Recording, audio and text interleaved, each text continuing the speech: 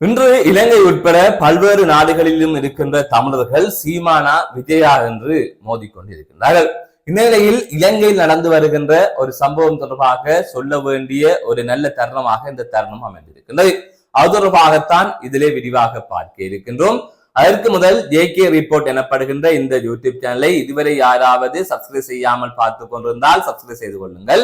அப்போதான் நான் தொடர்ந்து வெளியிடுகின்ற காணொலிகளை நீங்கள் உடனுக்குடன் பார்த்துக் கொள்ளக்கூடிய வகையில இருக்கும். நான் நடராசா ஜெயகாந்தன். தற்பொழுது விடயத்திற்கு செல்லலாம். சீமானா விஜயா என்கின்ற மோதல் இலங்கை உட்பட உலகில் வாழுகின்ற தமிழர்கள் மத்தியில் தொடர்ந்து நிலவி வருகின்றது. அதிலும் முக்கியமாக இலங்கை தமிழர்கள் இவ்வாறு மோதிக்கொள்ளுகின்றார்கள். ஆகவே இது தொடர்பாக தற்பொழுது பல பதிவுகளை சமூக வலைத்தளத்திலே காணக்கூடிய வகையில இருக்கிறது. அந்த விடயம் தொடர்பாக இன்னொரு பதிவிலே நான் விரிவாக பேசுகின்றேன்.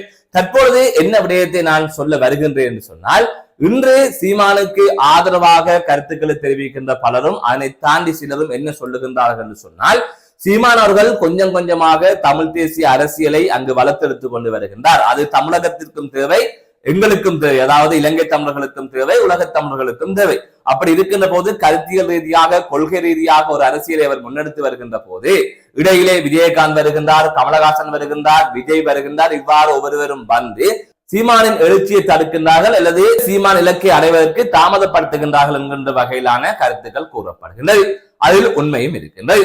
எனவே இந்த விடயம் தொடர்பாக நான் முன்பு கூறியது போல இன்னொரு பதில் அது தொடர்பாக விரிவாக பார்க்க இருக்கின்றோம். அதற்கு முதல் இதே நிலைமை இலங்கையில் இல்லையா என்கின்ற கேள்வி இருக்கின்றது. உங்களுக்கு தெரியும், உள்நாட்டு யுத்தம் இலங்கையில இடம்பெற்றுக் கொண்டிருக்கின்ற போது பலர் அந்த யுத்தத்தில் பங்கெடுத்தார்கள், பலர் அந்த யுத்தத்தினால் பாதிக்கப்பட்டார்கள்.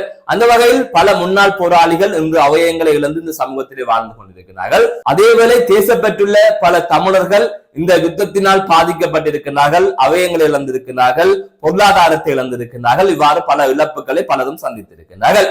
ஆனால் அந்த யுத்தம் முடிவடைந்ததன் பின்னரும் சில தமிழர்கள் இன்று வரை இனத்துக்காக நிற்கின்றார்கள். பாரிய இழப்புகளை சந்தித்தாலும் இனத்துக்காக இன்று வரை நிற்கின்றார்கள். அவர்கள் நவம்பர் 27 இடம்பெறுகின்ற நினைவேந்த நிகழ்வுகளை நடாத்துவதிலாக இருக்கலாம் அல்லது ஏனைய போராட்டங்களில் கலந்து கொள்வதாக இருக்கலாம். இவ்வாறு தமிழ் தேசிய அரசியலில் தமிழ் தேசியத்திற்காக பல்வேறுபட்ட விடயங்களை செய்கின்றார்கள். அதனால் சிலர் சிறையும் சென்று வருகின்றார்கள். இவ்வாறு ஒரு நிலைமையில் இங்கு பல தமிழர்கள் இருக்கின்ற நிலையில் இந்த யுத்தத்திற்கும் இந்த விடயத்திற்கும் சம்பந்தமே இல்லாமல் அந்த காலகட்டத்தில் வெளியில் இருந்தவர்கள், வெளியிலிருந்து தங்கள் வேலைகளை செய்து கொண்டிருந்தவர்கள், எந்த பாதிப்புகளையுமே அனுபவிக்காதவர்கள் எல்லாம் இன்று இலங்கை அரசியலிலே தமிழ் தேசிய அரசியலிலே இருக்கின்றார்கள். அந்த வகையில் முக்கியமாக பல சட்டத்தரணிகள் இன்று தமிழ் தேசிய அரசியலிலே களமிறங்கி இருக்கின்றார்கள். பலர் அதிலே வெற்றியும் கண்டிருக்கிறார்கள். இன்று தமிழகத்தில் எவ்வாறு சினிமா மோகமோ அதே போல இலங்கையில் சட்டத்தரணிகள் மோகம் இருக்கின்றது.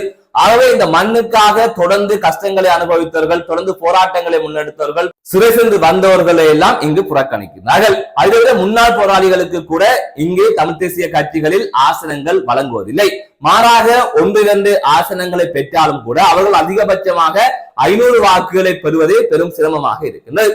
அப்படி இருக்கின்ற போது இங்கிருக்கின்ற தமிழர்கள் என்ன செய்கின்றார்கள் என்று கேட்டால், ஏற்கனவே ஒருவர் ஒரு பணியில் இருந்து, அதாவது அவர் கிராம சேவகராக இருக்கலாம், அல்லது அதிபராக இருக்கலாம், அல்லது பிரதேச செயலாளராக இருக்கலாம், இவ்வாறு பல்வேறுபட்ட தொழில்களில் இருந்து அதிலே உழைத்து ஓய்வு பெறுகின்ற காலத்தில் அரசியலுக்கு வருகின்றார்கள். அதுல முக்கியமாக வைத்தியர்கள், சட்டத்தரணிகள் இன்னும் அதிகமாகவே வருகின்றார்கள். அதை விட பல தொழிலதிபர்களும் இதற்குள் வருகின்றார்கள். அப்படி வருகின்ற போது பணபலம் அவர்களிடம் இயற்கையாகவே இருக்கும். அவர்களுக்கு இவர்கள் ஆதரவு அளிக்கின்றார்கள், அவர்களை எம்பியாவும் ஆக்குகின்றார்கள். அதை தாண்டி கடந்த நாடாளுமன்ற தேர்தலில் முகம் தெரியாத நபர்களை எல்லாம் அனுபவிக்கு வாக்களிக்கின்றோம் என்று கூறி அவர்களை எம்பி ஆக்கி விட்டிருக்கிறார்கள். 10 நாள் காணொலி போட்ட வைத்தியரை எம்பி ஆக்கி வைத்திருக்கிறார்கள். அந்த வகையில் சம்பந்தமே இல்லாமல் இந்த மண்ணுக்காகவும் மக்களுக்காகவும் உழைத்தவர்களை, உழைத்துக் கொண்டு இருக்கின்றவர்களை எல்லாம் புறந்தள்ளி விட்டு பணக்கவர்ச்சிக்காகவும் தொழில் கவர்ச்சிக்காகவும் இங்கு வாக்களிக்கின்ற ஒரு நிலை இருக்கிறது. தமிழகத்தில் திமுக, அதிமுக உள்ளிட்ட கட்சிகளுக்கு பணத்திற்காக வாக்களிக்கின்றார்கள். அதை தவிர சினிமா கவர்ச்சியும் அங்கே வருகின்றது. அதே போல இலங்கையில் பார்த்தீங்கன்னா தொழில் கவர்ச்சியும் பணக்கவர்ச்சியும் வருகின்றது. அதற்காக நாங்கள் வாக்களித்துக் கொண்டிருக்கின்றோம். உண்மையிலே இங்கேயே தேசியம் என்று இருக்கின்றவர்களை நாங்கள் புறந்தள்ளி விடுகின்றோம், அவர்களை தோற்கடிக்க செய்து விடுகின்றோம், அல்லது அவர்களுக்கு ஆசிரியமே கொடுக்காத அளவுக்கு செய்து விடுகின்றோம். அந்த அளவிற்கு தான் இங்க இருக்கின்ற தமிழ் தேசிய அரசியல் இருக்கின்றது. அதே அந்த கட்சிகளும் யாருடைய கைகளில் இருக்கின்றது என்று கேட்டால் சம்பந்தமே இல்லாதவர்கள் கையிலே இருக்கின்றது. இங்க இருக்கின்ற வழிகளை தெரிந்தவன், இனப்பெற்றுள்ளவனும் அந்த கட்சி இல்லை. இவ்வாறுதான் இங்கு நடந்து கொண்டிருக்கிறது. எனவே தமிழகத்தில் மாற்றம் பெற வேண்டும், தமிழகத்தில் ஒரு சரியான விடயம் நடக்க வேண்டும் என்று நாங்கள் குரல் கொடுக்கின்றோம், அதிலே பிழை இல்லை. ஆனால் அந்த மாற்றத்தை இங்கும் கொண்டு வர வேண்டும் என்பது தொடர்பாக நாங்கள் எப்போதுமே சிந்திப்பதில்லை.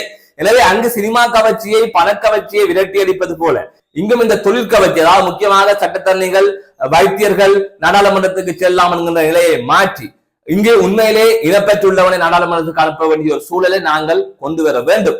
அதுவும் எங்களுடைய பொறுப்பாகத்தான் இருக்கின்றது. இன்று தமிழ் தேசியத்தை விட்டு வெளியிலே தேசிய கட்சிக்கு வாக்களிக்கின்ற நிலைதான் இருக்கின்றது. அவ்வாறு வாக்களித்துத்தான் தேசிய மக்கள் சக்தி சார்பாக 5 நாடாளுமன்ற உறுப்பினர்களை வழக்கிலே கொண்டு வந்து விட்டார்கள். ஆகவே இப்படியான நிலை இங்கு இருக்கின்ற நிலையில் முதலில் எங்களது இந்த நிலையிலிருந்து நாங்கள் மீண்டு வர வேண்டும், எங்களது அரசியலை நாங்கள் மீட்டெடுக்க வேண்டிய தேவை இருக்கின்றது. அங்கு குரல் கொடுப்பதை போல இங்கும் குரல் கொடுக்க வேண்டிய தேவை இருக்கின்றது. எனவே இளைஞர்கள் அதற்கும் தீவிரமாக உழைப்பதற்கு தயாராக இருக்க வேண்டும். எதிர்வருகின்ற தேர்தலில் நாங்கள் கடுமையாக இதற்காக உழைக்க வேண்டும். இடம்பெற்றுள்ளவனை நாடாளுமன்றத்திற்கும் மாகாண சபைக்கும் பிரதேச சபைக்கும் அனுப்ப வேண்டும். அதுதான் இங்கிருக்கின்ற முக்கியமான விடயமாக இருக்கின்றது. மீண்டும் காணொலி சந்திக்கின்றேன். நான் நடராசா ஜெயகாந்தன்.